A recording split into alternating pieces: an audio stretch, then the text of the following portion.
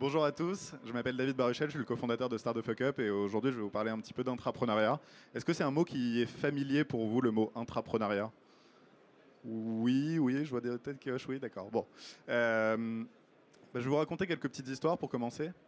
En 1943, chez Lockheed Martin, donc une grande boîte de défense américaine, l'ingénieur en chef a décidé de mettre de côté une équipe pour les préparer à travailler sur un nouveau, un nouveau fighter jet, donc un avion de chasse. Ils ont réussi à faire le projet en 10% du temps et des ressources nécessaires de d'habitude. En 1968, chez 3M, un chimiste a travaillé sur un adhésif ultra fort pour l'aéronautique. Il a un peu raté son expérience, il est arrivé sur un adhésif ultra faible. 5 ans plus tard, il a été repris par un autre chimiste de l'entreprise pour développer ce qui est devenu le post-it et le succès mondial qui va avec. Au début des années 90, c'est chez Sony, cette fois-ci, qu'un ingénieur, énervé par les sons de la Nintendo de sa fille, a commencé à bidouiller cette console pour essayer de la rendre plus performante. 3 ans plus tard, c'est la PlayStation qui sortait et qui permettait à Sony de s'installer sur le marché du jeu vidéo. En 2001, chez Google, un ingénieur énervé par la quantité de mails dans sa boîte de réception essaie d'utiliser ses 20% de temps libre pour développer la boîte de réception de ses rêves. 3 ans plus tard, Gmail se lançait au grand public. En 2008, pendant un hackathon de Facebook, un des collaborateurs de Facebook invente le Awesome Button. Mark Zuckerberg aimait pas trop l'idée, mais finalement, quelques mois plus tard, ils l'ont testé sur des utilisateurs, et ensuite, c'est devenu le like qui a fait le succès de la plateforme. Ce genre d'histoire, c'est le genre de mythe fondateur que vous pouvez trouver sur l'intrapreneuriat quand vous faites 5 minutes de recherche sur Google. Pourquoi je parle de mythe? Parce que, déjà, il met en scène la figure d'un héros collaborateur, intrapreneur, qui propulse son entreprise dans le monde de demain. Mais je parle de mythe aussi parce que, en théorie, tout repose sur cette équation. Si on prend un collaborateur, qu'on lui donne du temps et qu'on lui donne de l'autonomie, eh ben ça va mener à des innovations formidables. Sauf qu'en réalité, cette équation, elle ne marche pas toute seule. Il faut la stimuler, il faut la cadrer et il faut l'entretenir. Et pour ça, pour stimuler cette équation, on a vu apparaître dans les dernières années le concept de programme d'intrapreneuriat. Alors c'est un mot que les consultants adorent, mais ils adorent à tel point qu'ils en ont vendu énormément pendant les dernières années. Donc en 2013, il y avait 2 entreprises qui avaient mis en place des programmes d'intrapreneuriat. L'année dernière, il y en avait 52 en France. Donc la question c'est pourquoi ces programmes d'intrapreneuriat? Pourquoi c'est intéressant? Aujourd'hui, si on réfléchit, si on se pose la question de qu'est-ce qui tourne dans la tête des directions d'innovation des grands groupes, il se passe ça. Vous pourrez peut-être le dire mieux que moi, mais à l'ère des startups, les grands groupes se disent, et ont souvent la réflexion de, vous savez, vous êtes quand même pas assez innovant, vous réfléchissez trop à votre business d'aujourd'hui, vous vous placez pas assez sur les business de demain. Ce qui fait que comme ils sont peu innovants, ils sont aussi peu attractifs pour attirer des nouveaux talents. Comme ils n'ont pas de nouveaux talents qui arrivent, ils doivent se baser sur leurs équipes à eux, qui ont des méthodes de travail un petit peu archaïques parfois, peu agiles. Et comme elles ont des équipes peu agiles, en fait, c'est le serpent qui se mord la queue parce que du coup, ils n'arrivent pas à être innovants, ils n'arrivent pas à recruter, ils n'arrivent pas à être agiles. Les programmes d'intrapreneuriat, c'est un peu la baguette magique qui est censée résoudre tous ces problèmes. La baguette magique qui est souvent vendue par des consultants en innovation, aux directions en innovation, de vous inquiétez pas, un programme d'intrapreneuriat, ce que ça va permettre de faire, c'est de lancer des innovations. Donc vous allez être plus innovant. Vu que vous allez être plus innovant, qu'on va faire beaucoup de communication autour de ça, vous allez pouvoir attirer des nouveaux talents. Et en plus, ce faisant, en lançant des projets innovants, on va former toutes vos équipes aux nouvelles méthodes de travail, aux nouveaux outils de travail. Et ça va faire de vous une entreprise plus innovante et plus attractive. Donc, ça a l'air de résoudre tous mes problèmes. Tous mes concurrents s'y mettent. Google le fait déjà depuis 10 ans. Ça a l'air d'être en pari. Allez, vas-y, c'est parti, on y va. Donc comment ça se passe en général un programme d'intrapreneuriat? On va dire, on veut que ça réponde à ces 3 objectifs que j'ai cités précédemment. innover, être plus attractif, former les collaborateurs. Et là-dessus, on va faire un grand appel à idées dans toute l'entreprise. Donc cet appel à idées, on va dire aux gens, allez-y, il y a des idées folles, soyez rupturistes. Et dès qu'ils ont donné toutes ces idées, là, on va les évaluer sur des critères très difficiles et très rationnels, hein, pour pouvoir faire une shortlist. Alors qui c'est on va quand même pas embêter les boss de l'entreprise à ce niveau-là, hein, donc on va faire la shortlist nous-mêmes. Peut-être impliquer après les boss pour passer à une deuxième liste un peu plus courte. Là, se dire, ces projets-là qu'on a retenus, ce peu de projets qu'on a retenus, on va les accélérer, parce que c'est un mot qui est utilisé dans le monde des startups, donc ça doit être bien. Mais bon, les accélérer, on va quand même pas mettre trop de ressources non plus dessus, hein. Donc du 1 ou 2 jours par semaine max, c'est tout ce qu'on peut mettre. Et à la fin d'une durée de 3, 6, 9 mois parfois, on va les faire pitcher devant le COMEX. Parfait, manque plus qu'à ajouter un nom qui fait un petit peu start-up et une emoji de fusée, et paf, vous avez un programme d'entrepreneuriat. Je peux vous assurer que si vous faites ça, l'impact sur votre entreprise à long terme, il sera nul. Si vous faites une photo un an après la fin du pitch au COMEX, je peux vous assurer qu'il n'en restera rien. Donc, ce que je vais me permettre de faire, c'est essayer de vous transmettre les 5 plus grosses erreurs que j'ai pu constater dans les programmes d'entrepreneuriat qu'on a vus, et me permettre de vous donner 4 conseils. Alors, qui je suis pour me permettre de vous donner des conseils? Donc, je suis le cofondateur de Start the Fuck Up. Avant de fonder Start the Fuck Up, j'ai monté et planté 2 startups, ce qui me permet de savoir comment expliquer à d'autres comment faire mieux que moi aujourd'hui. Sur les 2 dernières années, j'ai coaché plus de 58 projets d'entrepreneuriat dans des grands groupes, dans des boîtes comme celle-ci, mais on a aussi beaucoup d'autres clients sur d'autres thématiques autour de l'innovation. Et personnellement, je suis assez content parce que j'ai des stats assez bonnes justement sur une prise de photo à un an. J'ai 80% de mes projets qui sont encore vivants après le pitch au COMEX. Donc ça, c'est une satisfaction personnelle. Donc fort de tout ça, je vais essayer de vous transmettre quelques erreurs. La plus grosse erreur, et je pense que vous l'avez déjà intuité à partir des histoires que je vous ai racontées, c'est de dire l'objectif de ce super programme d'entrepreneuriat, et ça je peux vous assurer que tout rendez-vous client sur un programme d'entrepreneuriat commence comme ça. Notre objectif, c'est de créer les business de demain, d'acculturer les collaborateurs, d'augmenter l'attractivité de l'entreprise et d'atteindre la paix dans le monde. Pas la paix dans le monde, mais ça c'est un petit peu le travers qu'il y a. Pourquoi c'est une erreur?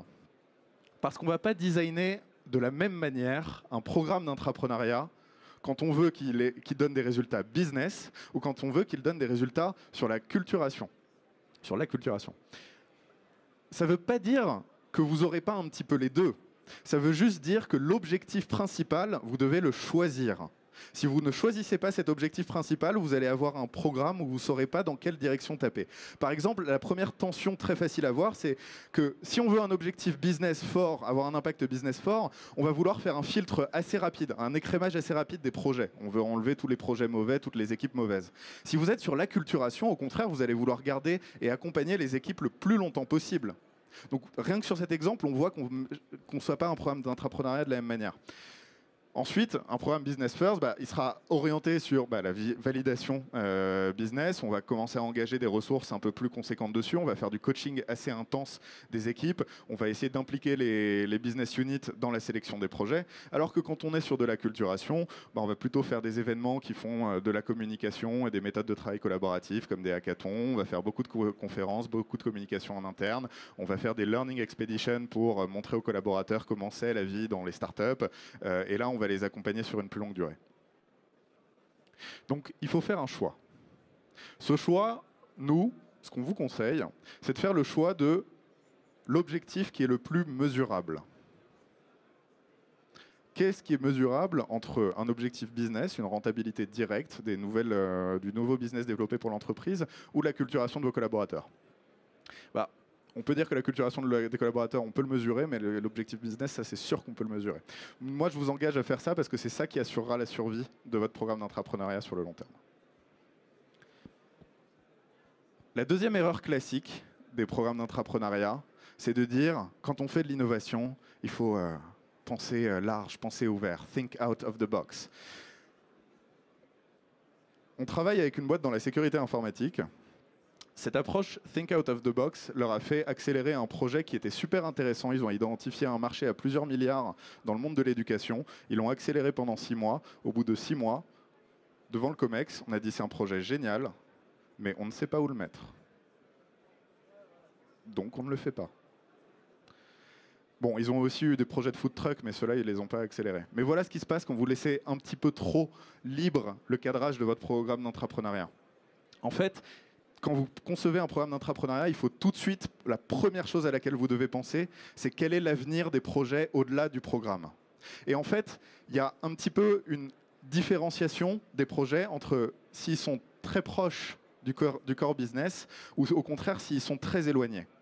Et la légende veut que s'ils sont très proches des core business, on va réussir à facilement réintégrer les innovations dans les business units, que s'ils sont très loin, on va aller à engager des moyens jusqu'à créer une spin-off, une start-up externe née du groupe, et que dans l'entre-deux, on ne sait pas trop, mais on va dire qu'on va pouvoir créer une filiale.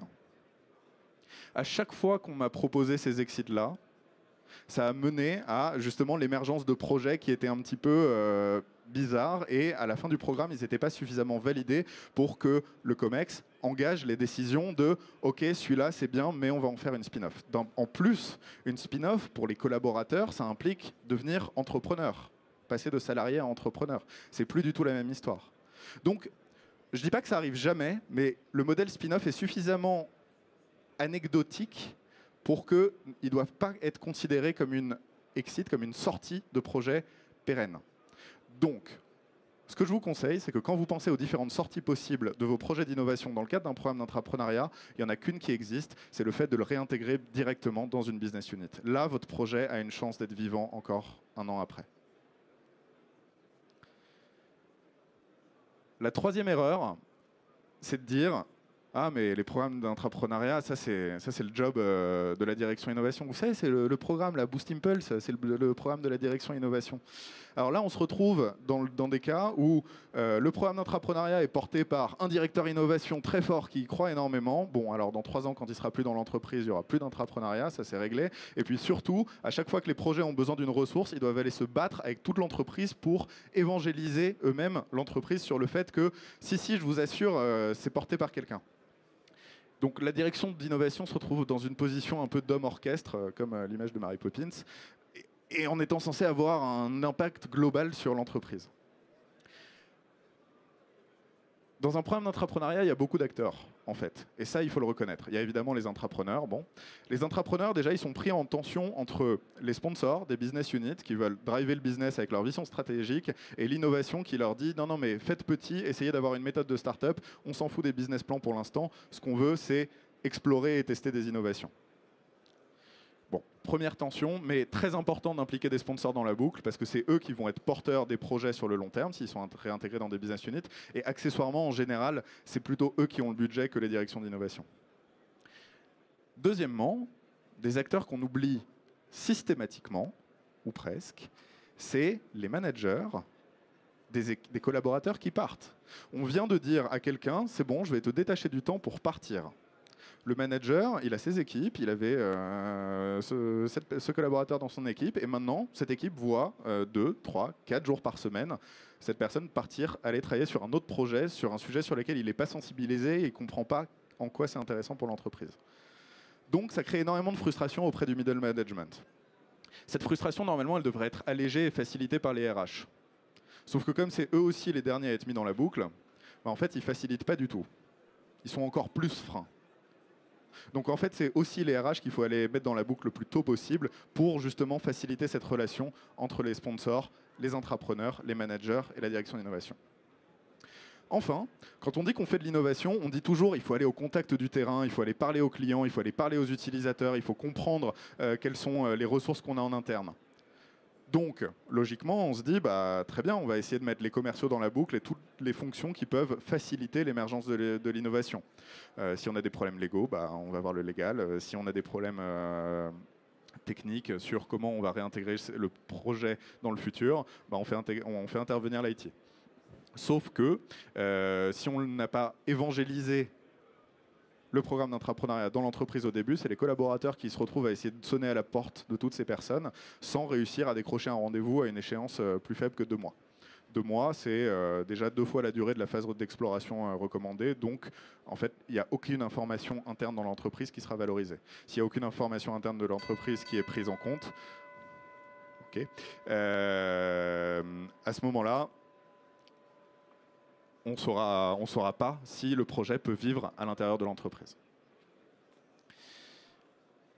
La 4e erreur tient dans le nom même du mot intrapreneur. Intrapreneur, ça vient de Inside Entrepreneurship.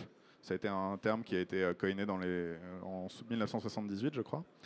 Et le fait de penser que les intrapreneurs sont en fait des entrepreneurs dans l'entreprise, c'est peut-être la plus grosse erreur de management en fait, qu'on puisse faire.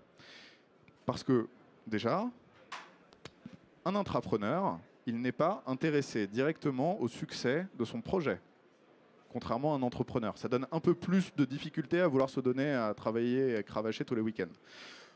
Accessoirement, un intrapreneur, quand il va travailler sur un sujet d'innovation, sur un autre projet que le projet sur lequel il est en train de travailler d'habitude, en dehors de son équipe, en fait, il prend un risque. Il prend un risque de ce poste que je quitte, est-ce qu'il m'attendra encore quand je reviens, que ce soit après un succès ou un échec. C'est aussi mettre en danger son bonus. On travaillait avec un groupe pharmaceutique. Une des commerciales terrain avait son bonus qui était évidemment indexé au nombre de rendez-vous et de ventes qu'elle réussissait à faire. Maintenant, elle prenait 2 jours de son temps pour travailler sur son projet d'innovation. Est-ce que vous me croyez quand je vous dis que ses objectifs n'ont pas été modifiés? On attendait d'elle la même capacité, la même réussite que quand elle était en full-time. Alors heureusement, c'était une ultra performante et du coup, elle a réussi à tenir le rythme, mais il n'y avait aucune valorisation en fait de son parcours d'intrapreneur. Et troisièmement, c'est même mettre en danger un petit peu sa carrière parce que on se présente un petit peu comme pas un rebelle, mais on a voulu faire un projet en dehors de son équipe, en dehors du cadre et en dehors de la ligne qu'on s'était tracée. Et une fois qu'on a acquis ces compétences, je peux vous dire que les intrapreneurs, pour le coup, eux, oui, ils sont formés aux nouvelles méthodes de travail, aux nouveaux outils, et quand ils reviennent dans leur équipe, parfois ça leur fait un petit peu bizarre parce qu'ils sont allés très vite et ils ont fait tout eux-mêmes pendant un moment, et ensuite ils reviennent dans une équipe où tout est processisé et ils doivent tout déléguer. Je peux vous assurer que le retour fait mal. Donc pensez dès le début à qu'est-ce qui va arriver aux intrapreneurs après et comment valoriser leur expérience en tant qu'intrapreneur dans l'entreprise. La 5e plus grosse erreur, c'est celle de l'utilisation du mot innovation frugale.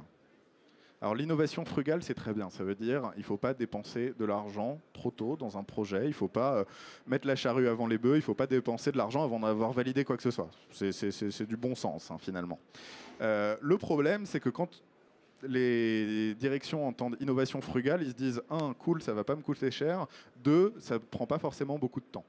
On se retrouve sur un programme en fait sur lequel on ne donne pas assez de ressources aux intrapreneurs pour travailler. Alors quelles sont les ressources clés dans mon programme d'entrepreneuriat? La première, et franchement vous pouvez oublier les 4 autres si vous misez tout là-dessus, c'est le temps. Le temps dédié aux intrapreneurs pour les laisser travailler tranquillement sur leur projet. Alors, il ne faut pas forcément staffer full-time les intrapreneurs dès le début, ça c'est une autre erreur, j'y viendrai tout à l'heure.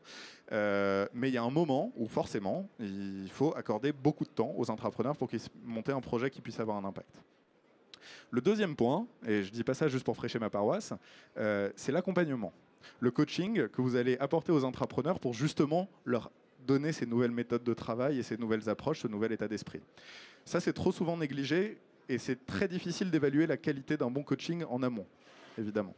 Mais pourtant, si vous n'avez pas un accompagnement rapproché, vous aurez du mal à faire émerger quoi que ce soit. Typiquement, un hackathon où vous allez laisser les équipes très libres pendant 2 jours, en fait, ce n'est pas un accompagnement rapproché. C'est juste de l'agitation de main et de l'innovation washing et du collage de post-it.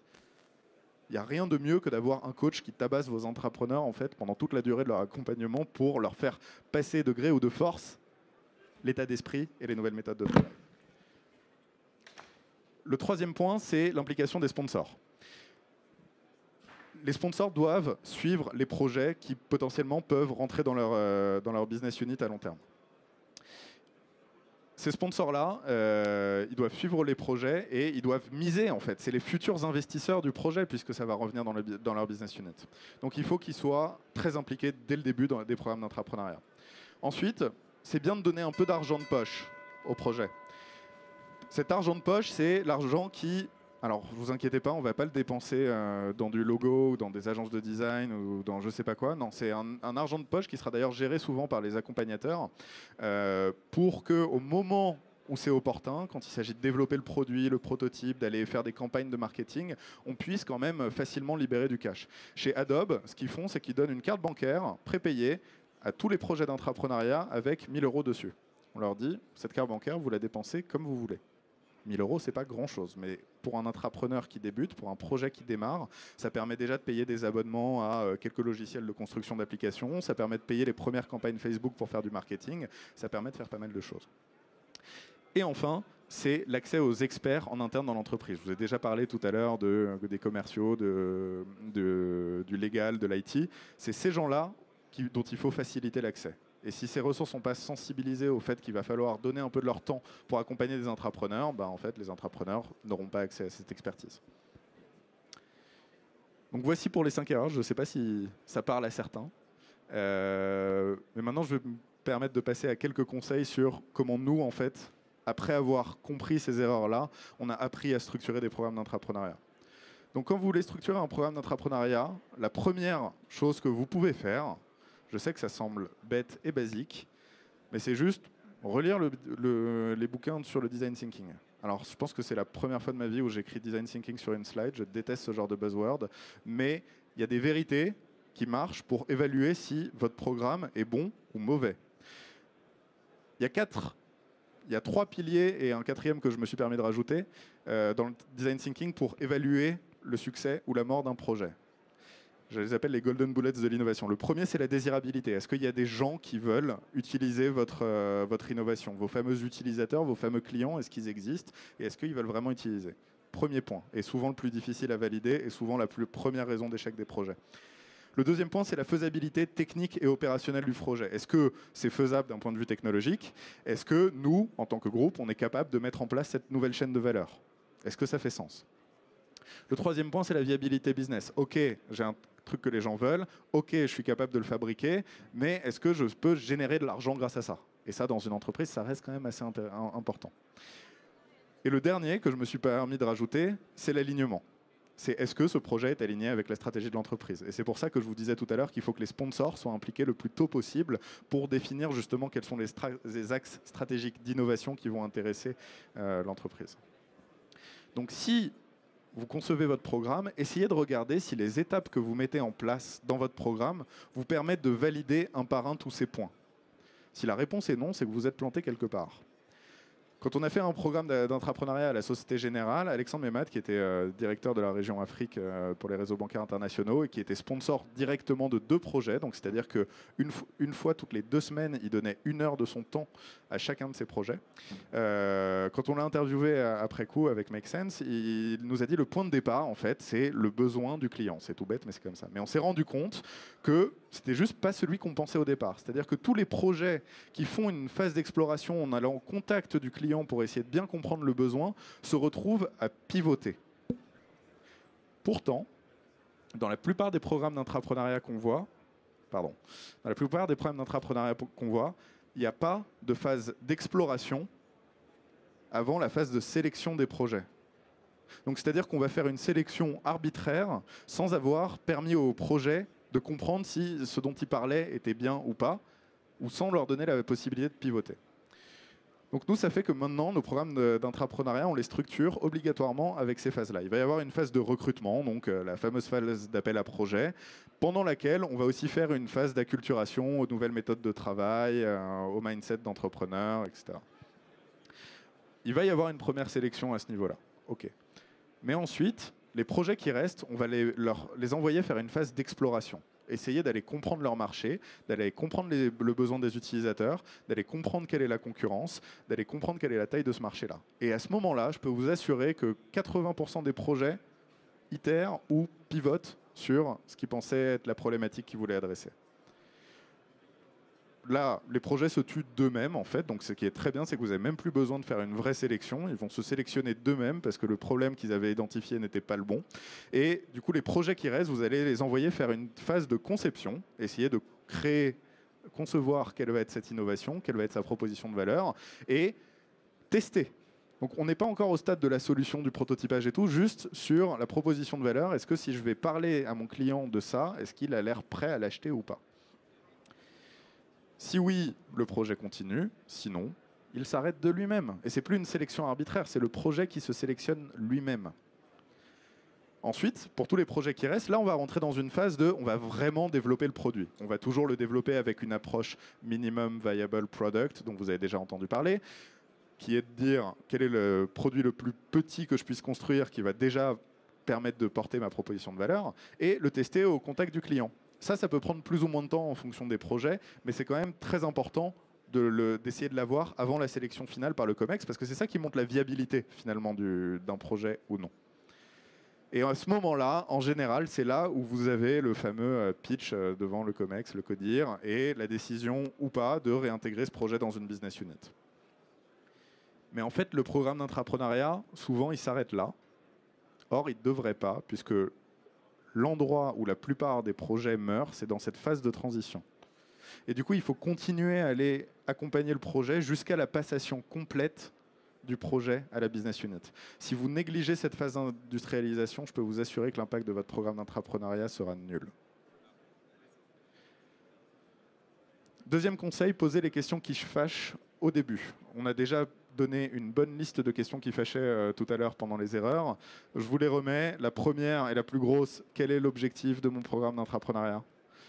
Ensuite, quel est le budget alloué à ce programme pour l'ensemble, pour chaque équipe, pour le temps détaché, pour l'accompagnement ?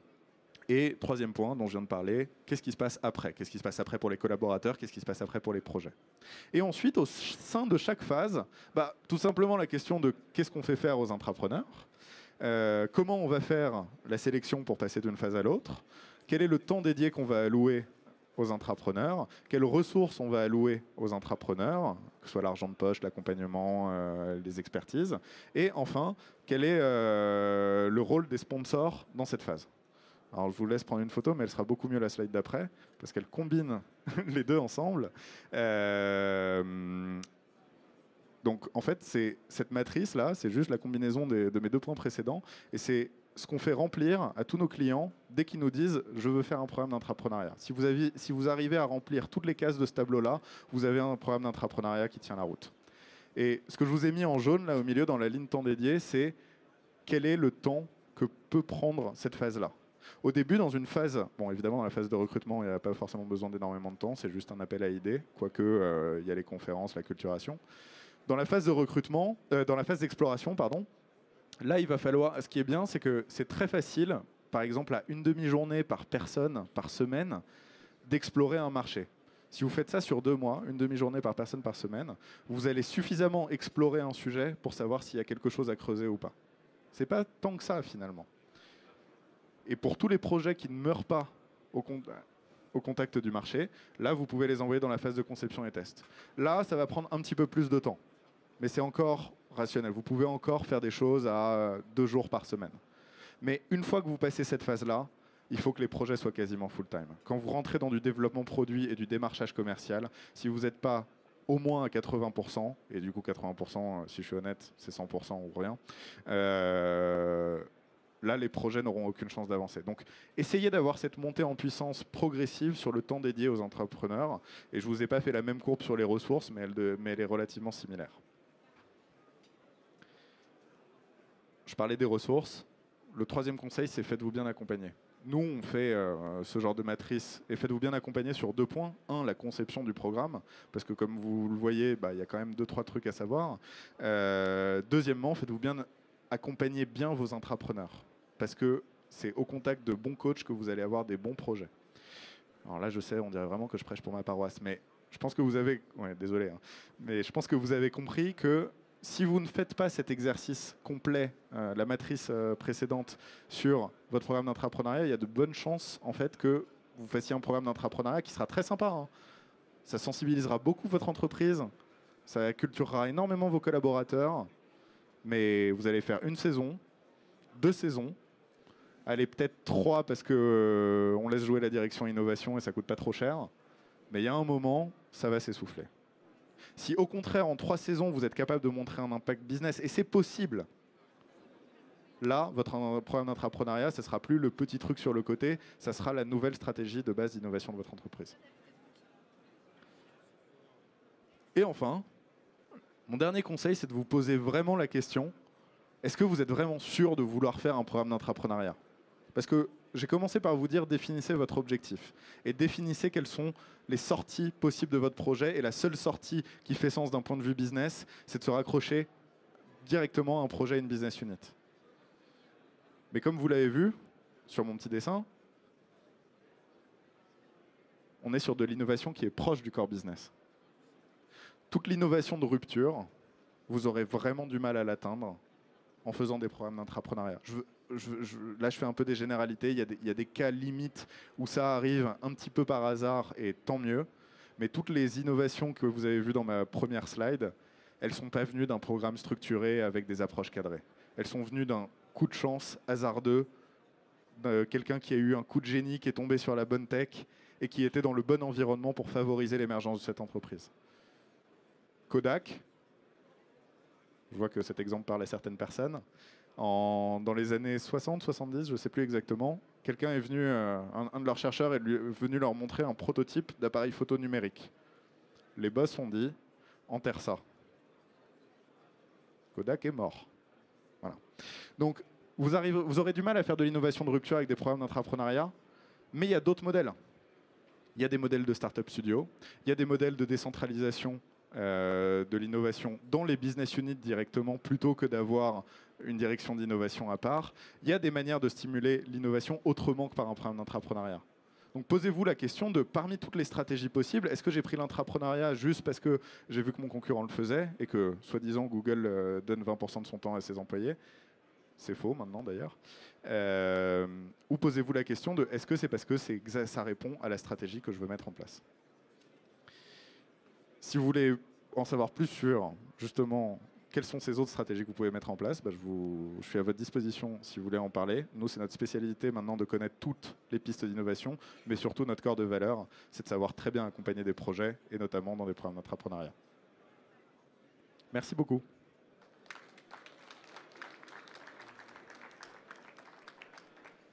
Et je reste disponible à côté si vous avez quelques questions.